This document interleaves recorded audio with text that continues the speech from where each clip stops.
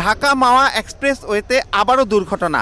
শুক্রবার ভোর পৌনে ৫টায় মুন্সিগঞ্জের হাসারায় ঢাকামুখী লেনে সামনে থাকা একটি অজ্ঞাত যানের সঙ্গে যাত্রীবাহী বাসের সংঘর্ষ হয়। এতে সামনের অংশ দুমড়ে মুচড়ে বাসের হেলপার রাকিব ও সুপারভাইজার সবুজ নিহত এবং আহত হন অপর ৫ জন।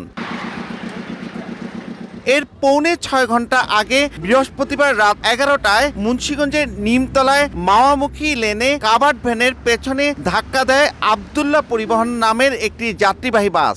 এতে হেলপার জীবন শেখ ও বাস যাত্রী মোহাম্মদ রায়হান নিহত হন। আহত হন আরও ১৬ জন। প্রত্যক্ষদর্শীরা জানান, ঘন কুয়াশার মধ্যেও গাড়ির বেপরোয়া গতি ছিল।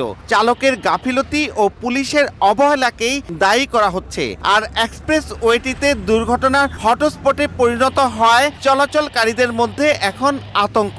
তবে অভিযোগ অস্বীকার করে দুর্ঘটনা রোধে সর্বোচ্চ চেষ্টা চলছে বলে জানায় পুলিশ। যাত্রী চালক এবং যারা মালিক পক্ষ আছে তারা যদি সচেতন হয়, সচেতনতায় পারে দুর্ঘটনা একমাত্র রোধ করতে।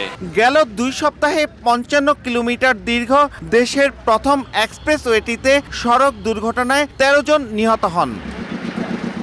সরকারি হিসেব অনুযায়ী এই এক্সপ্রেসওয়েতে ২০২২ সালের জুন থেকে এ পর্যন্ত ৯৯৩টি দুর্ঘটনায় ১৪৫ জনের প্রাণহানি হয়েছে আর আহত হয়েছেন প্রায় ১৫০০।